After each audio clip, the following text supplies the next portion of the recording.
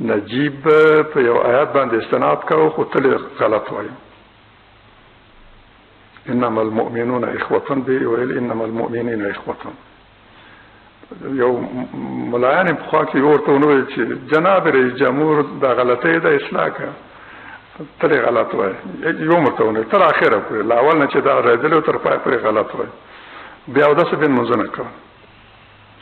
د نجیب نه مې دا واورېدل چې موږ لروي زره ملایانو ته امامانو د مساجدو تنخواه ورکړو. مجاهدین جماعتونه ورانوي موږ آبادوو. حاضر یم چې په مکې کې له هغوی سره مذاکراتو ته کښېنم. اما چې له دین خدای انکار کول او ډېرې فقط په تسبیح باندې وژلې، په لاس کې تسبیح وژلې، یو وخت په لاس کې تسبیح لیدلې هغه یې وژل.